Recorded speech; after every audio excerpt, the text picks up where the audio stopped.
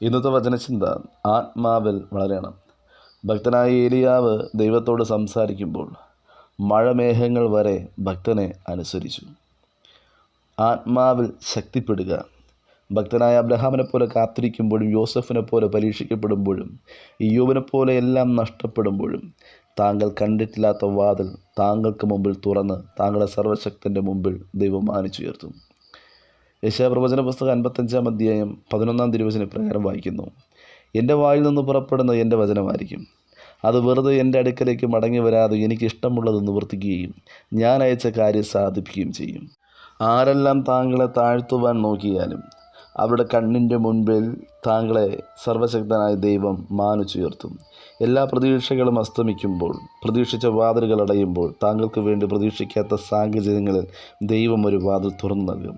ഉൽപ്പത്തി പുസ്തകം 28-ാം അധ്യായം 15-ാം തിരുവചനത്തിൽ പ്രകാരം വായിക്കുന്നു: ഇതാ ഞാൻ നിന്നോട് കൂടെയുണ്ട്, നീ പോകുന്നിടത്തല്ല ഞാൻ നിന്നെ കാത്തുരക്ഷിക്കും. ഇയ്യോബിൻ്റെ പുസ്തകം 14-ാം അധ്യായം 7-ാം തിരുവചനത്തിൽ ഭക്തനായ ഇയ്യോബ് വിളിച്ചു പറയുന്നു: ഒരു വൃക്ഷമായിരുന്നാൽ പ്രത്യാശയുണ്ട്, അതിന് വെട്ടിയാൽ പിന്നെയും പൊട്ടിക്കിളിർക്കും, അത് ഇളം കൊമ്പുകൾ വിടരാതിരിക്കുകയില്ല. കാക്കയാൽ ആഹാരം നൽകി ഭക്തനായ ഏലിയാവിനെ പോറ്റി ദൈവം തക്ക സമയത്ത് താങ്കളുടെ ആവശ്യങ്ങൾ കണ്ടറിഞ്ഞ് മാനിക്കും.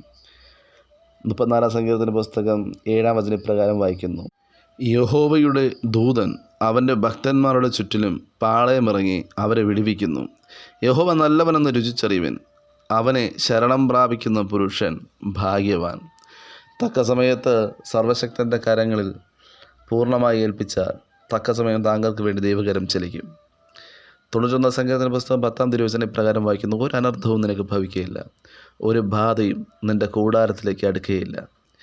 മാറ്റി നിർത്തിയുടെ മുമ്പിൽ, അവഗണിക്കപ്പെട്ടവരുടെ മുമ്പിൽ, നിന്ദിക്കപ്പെട്ടവരുടെ മുമ്പിൽ, താങ്കൾ തകരും എന്ന് പറഞ്ഞവരുടെ മുമ്പിൽ ദൈവം താങ്കളെ ഓർത്ത് താങ്കളുടെ നിന്ദയെ ഉരുട്ടി മാറ്റും. ദൈവം താങ്കളെ മാനിക്കും. താങ്കൾക്കായി ദൈവം ഒരു സമയം കരുതിയിട്ടുണ്ട്. അന്ന് താങ്കളുടെ ഹൃദയം സന്തോഷത്താൽ നിറയും. താങ്കൾ ആഗ്രഹിച്ചതിനും അപ്പുറം ദൈവം താങ്കൾക്കായി കരുതും.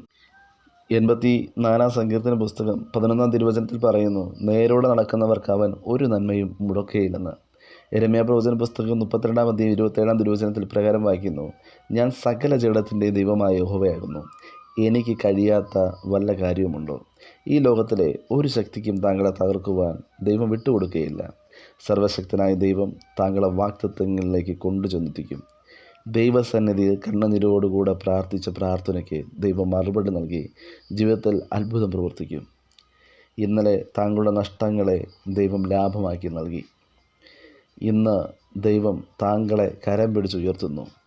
യോഹന്നാൻ എഴുതിയ സുവിശേഷം 14-ാം അധ്യായം 1-ാം തിരുവചനത്തിൽ പറയുന്നു: നിങ്ങളുടെ ഹൃദയം കലങ്ങിപ്പോകരുത്, ദൈവത്തിൽ വിശ്വസിപ്പിൻ, എന്നിലും വിശ്വസിപ്പിനെന്ന്. ഏത് പ്രതികൂലത്തിൻ്റെ അവസ്ഥയാണെങ്കിലും ആത്മാവിൽ ബലപ്പെടണം, തകർന്നു പോകരുത്.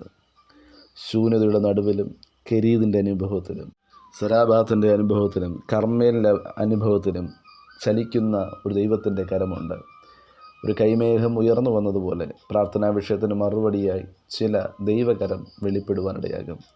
ഈ നാളുകളിൽ ആത്മാവിൽ ബലപ്പെടുവാൻ, ഇരട്ടി ശക്തിയോടുകൂടി മുന്നോട്ട് ചലിപ്പാൻ വചനം ശ്രവിക്കുന്ന ഏവർക്കും കർത്താവ് കൃപയും അധികാരവും നൽകുമാറാകട്ടെ.